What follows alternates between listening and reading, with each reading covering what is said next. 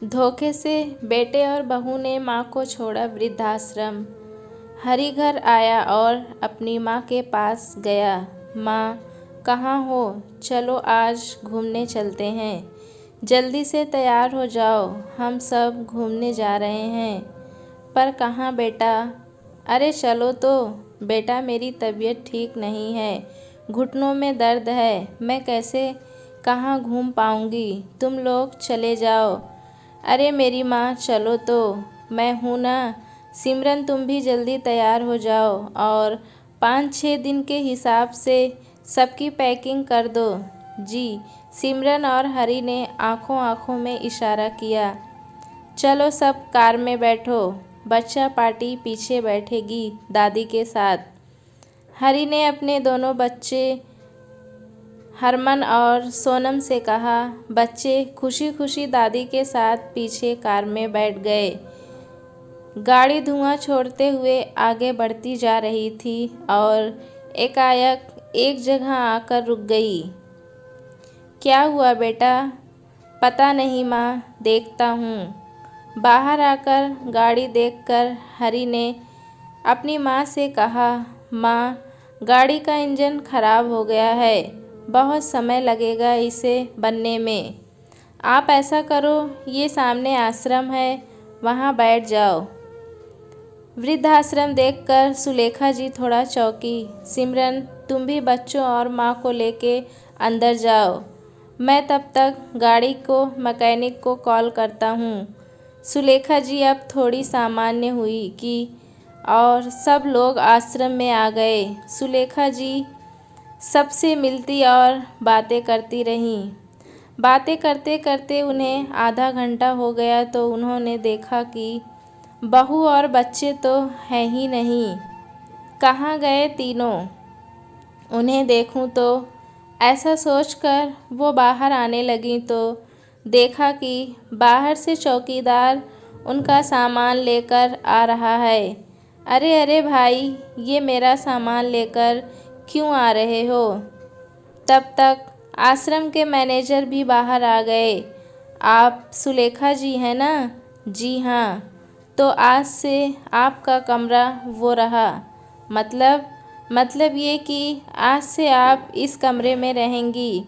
भाई साहब, आप पागल हो गए हैं क्या? मेरे बेटे की बाहर गाड़ी खराब हो गई है, वो अभी बनवा कर आता होगा। माँ जी, आपके बेटे का नाम हरी है ना? जी। तो आपके हरी ने ही आपके लिए यहाँ रहने का फॉर्म भरा था क्या? इसके आगे सुलेखा जी कुछ भी सुन नहीं पाईं और वहीं बेंच पर बैठ गईं।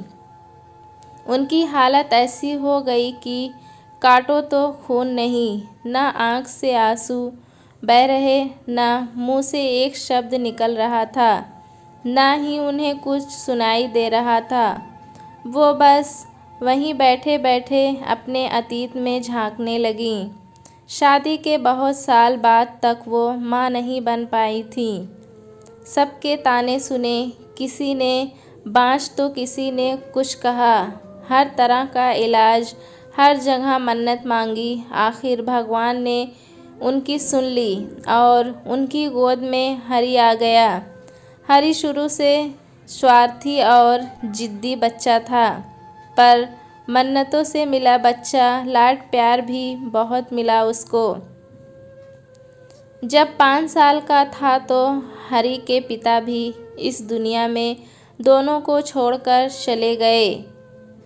अब हरी को अकेले माँ और पिता का प्यार देना, उसे पालना पोसना सब सुलेखा के ऊपर आ गया था।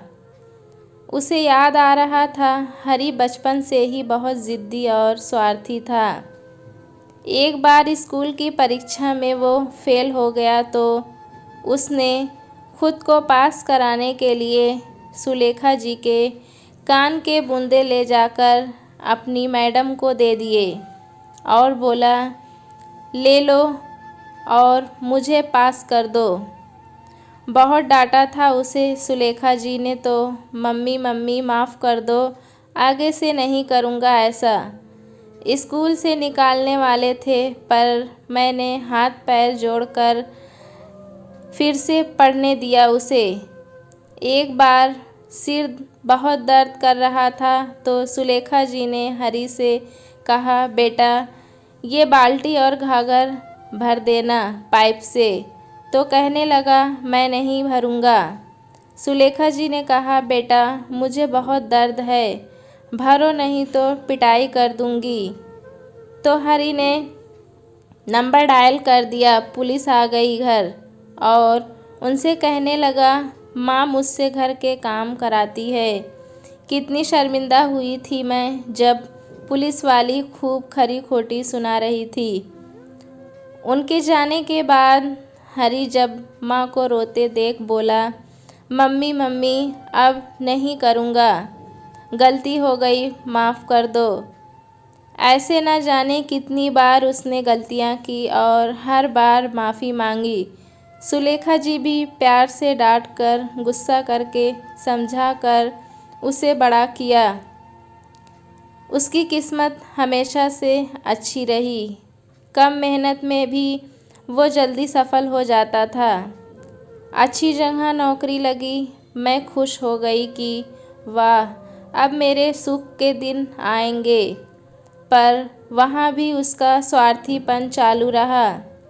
इसकी टोपी उसके सिर वो डालता रहा और जब उसने इस काम को हथियार बना बहुत बड़ा कांड किया तब उसे नौकरी से निकाल दिया गया। तब भी मैंने उसे बहुत डांटा, समझाया, फिर वही मम्मी मम्मी माफ़ कर दो, आगे नहीं करूँगा ऐसा।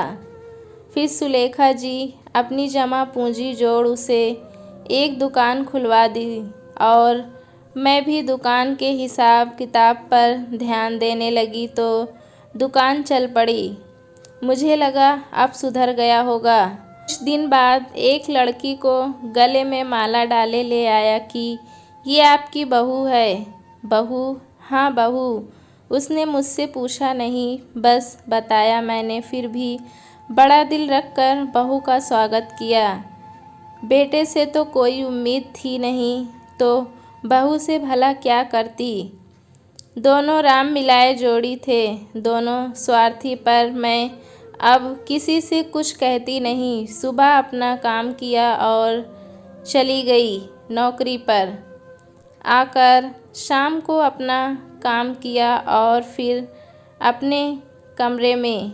इस बीच भी बहुत गलतियां हुई हरी से, पर अब पत्नी उसका बचाव करती और वही दोनों आकर कहते, मम्मी मम्मी अब आगे से ऐसा नहीं होगा, आप माफ़ कर दीजिए।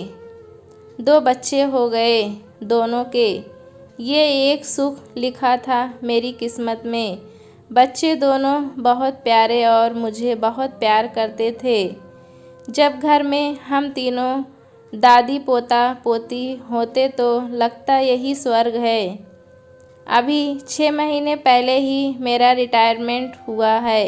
जो थोड़े बहुत पैसे मिले थे हरी ने लेने चाहे पर मैंने नहीं दिए क्योंकि पेंशन आनी नहीं थी। जो पैसे मिले उसे फिक्स कराकर हर महीने आते ब्याज से मेरी दवाई का खर्चा निकल जाता था। अब मैं सारा दिन घर में रहती तो काम भी ज़्यादा करती। मैंने अपने हरी को बहुत अच्छे से पाला था, बहुत अच्छे संस्कार दिए, फिर भी ये ऐसा निकला। हर बार गलती करके माफ़ी मांगना और फिर अगली बार और बड़ी गलती करना। पर अब और नहीं। कुछ सोचते हुए सुलेखा जी वर्तमान में आईं और अपनी आँखों से बहते आंसुओं को पोंछा और मैनेजर साहब से कहने लगीं, सर एक कॉल कर सकती हूँ? जी जी ज़रूर।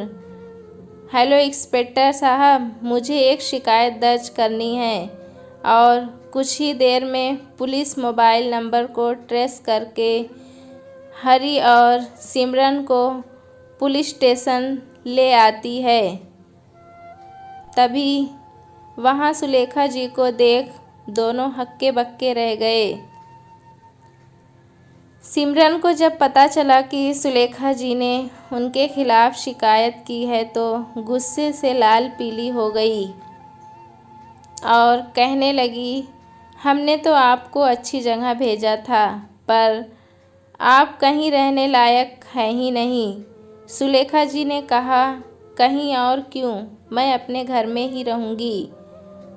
तो सिमरन हंसते हुए बोली, कौन सा आपका घर? वो घर अब मेरे नाम है। सुलेखा जी गुस्से में पुलिस इंस्पेक्टर से बोली, मेरी दर्ज शिकायत में धोखाधड़ी और बेईमानी का केस भी दर्ज होना चाहिए। हर धारा जो लगनी चाहिए वो लगाइए इन दोनों पर। सुलेखा जी का ये रूप देखकर मगरमच्छ की तरह हरी रोने लगा। मम्मी मम्मी माफ़ कर दो, अगली बार नहीं, बस अब अगली बार की ज़रूरत नहीं पड़ेगी हरी। अगर आप हमें ऐसे यहाँ जेल में बंद करवा देंगी तो आपके पोते पोती का क्या होगा? उन्हें कौन पालेगा? बेटा, कुछ बच्चों की गलतियों की सज़ा उनके माँ बाप को भुगतनी पड़ती है। जैसे मैंने भोगी, वैसे ही कुछ माता पिता की गलतियों की सज़ा उनके बच्चों को भोगनी होती है। वो तुम्हारे बच्चे भोगेंगे। ऐसा कहकर पीछे से आ रही उन दोनों के रोने की आवाज़ को अनसुना कर वो पुलिस स्टेशन से बाहर निकल आईं। बाहर आके देखा तो उनके दोनों पोते और पोती उन्हें देख भागकर उनसे गले लग गए। दोस्तों, कहानी कैसी लगी हमें कमेंट में ज़रूर बताएं। चैनल पे नए हैं तो एक लाइक और सब्सक्राइब करना ना भूलें।